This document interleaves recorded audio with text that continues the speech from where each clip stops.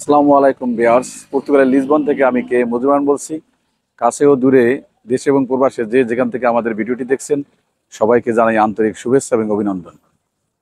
আজ কথা বলবো বাংলাদেশের টক অফ দ্য কান্ট্রি, এমন একটি দেশ, সেই দেশ নিয়ে। সেই দেশটি হচ্ছে সার্বিয়া। সার্বিয়ার ওয়ার্ক পারমিট নিয়ে আলোচনা করব। ভিডিওটি লম্বা হতে পারে, না টেনে সম্পূর্ণ দেখার অনুরোধ থাকবে। আর আমাদের চ্যানেলে যারা নতুন তাদেরকে অনুরোধ করবো চ্যানেলটি সাবস্ক্রাইব করে পাশে থাকা বেল আইকনটি প্রেস করে রাখুন এবং ভিডিওটি শেয়ার করে দিন। তো চলুন কথা না বলি আমরা মূল ভিডিওতে ফিরে আসি।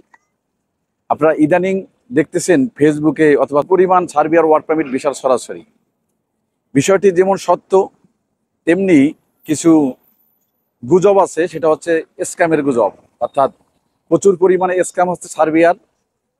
আপনারা যদি কেউ বৈধ ওয়ার্ক পারমিট ভিসা সার্বিয়া আসতে চান, তাহলে কিছু বিষয় আপনাদের সতর্ক করার চেষ্টা করতেছি, আপনারা খেয়াল করবেন। সেগুলি হচ্ছে, যেই মাধ্যম কিংবা এজেন্সির মাধ্যমে এই ফাইল জমা করুন না কেন, আপনাকে কিছু বিষয় খেয়াল রাখতে হবে। সেটি হচ্ছে, আপনি যখন আবেদন করবেন, আবেদন করার পরে আপনাকে ওয়ার্ক পারমিট দেবে এবং অনলাইন করবে তারা। অনলাইন করার পরে আপনাকে চেক করার জন্য যদি পাসওয়ার্ড এবং ইমেল আইডি না দেয়, আর কিছুদিন পরে যদি আপনাকে বলে যে আপনার ফাইলটি অ্যাপ্রুভ হয়ে গেছে, তাহলে এগুলি 100% ফেক।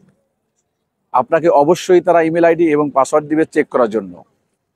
দেন আপনি যদি ইমেল আইডি এবং পাসওয়ার্ড দিয়ে চেক করে দেখেন যে আসলে আপনার ভিসাটি অ্যাপ্রুভ হয়ে গেছে এবং সেই ওয়েবসাইটটি অরিজিনাল সার্বিয়ার গভর্নমেন্টের, তাহলে অবশ্যই এটা অরিজিনাল। তবে এই অরিজিনাল ভিসা খুবই কম হচ্ছে।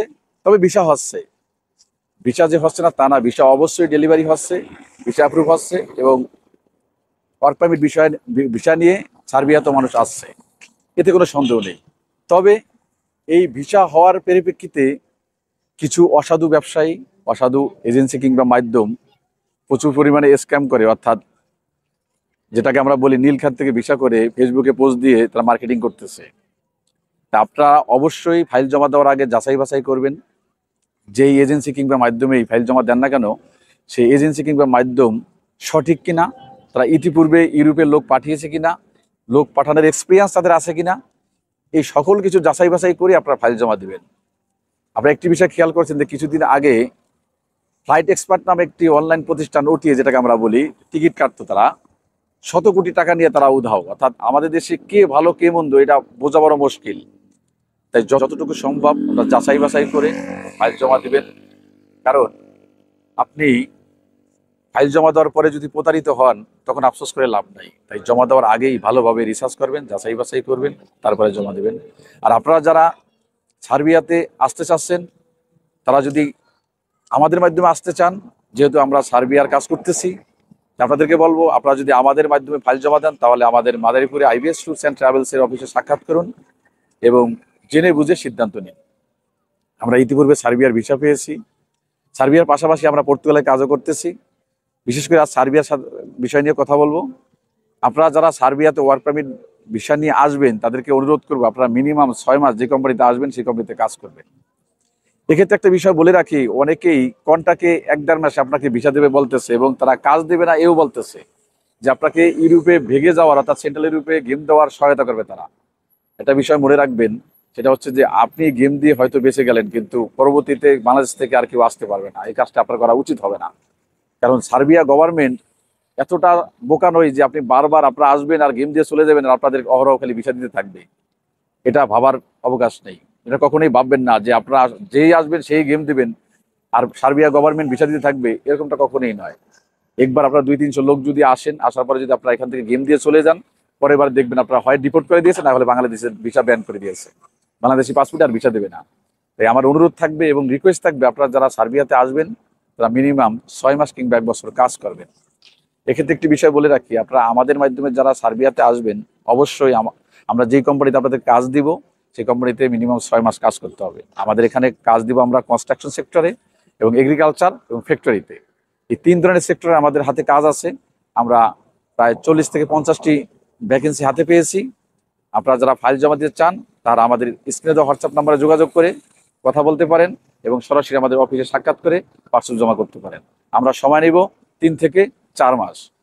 এক্ষেত্রে বাজেট অনেক হাই, কারণ হচ্ছে যারা ইতিপূর্বে স্বল্প বাজেটে ফাইল জমা দিয়েছেন, আসলে তারা ভিসা পাচ্ছেন। এর কারণ হচ্ছে একটা সিন্ডিকেটের মাধ্যমে সার্বিয়ার ভিসার বাজেট অনেক বাড়তি হয়ে গিয়েছে, আসলে কিছু করার নেই। আমাদের দেশে কাজ এরকমই, করতে গেলে কিছুদিন করার পরে সেই কাজের রেট অনেক হাই হয়ে যায়, আর আমরা যারা বিজনেস করি তাদেরকে সেটা ভোগান্তি পোহাইতে হয়। তা যাই হোক, আপনি যদি ইউরোপে আসতে চান তাহলে এই মুহূর্তে আপনার জন্য নন সেনজেনে বেটার অপশন হবে সার্বিয়া।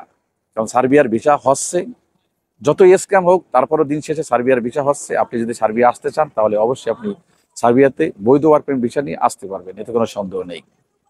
তাই আপনাদেরকে বলবো, আপনারা যাচাই বাছাই করুন, জেনে বুঝে সিদ্ধান্ত নিন। মনে রাখবেন, সময়ের চাইতে আপনার টাকার মূল্য অনেক বেশি। কারণ আপনি পরিশ্রম করে টাকা ইনকাম করে বা আপনার বাবার টাকা দিয়ে আপনি সার্বিয়ার জন্য কারো কাছে আপনি ডিপোজিট দিতেছেন।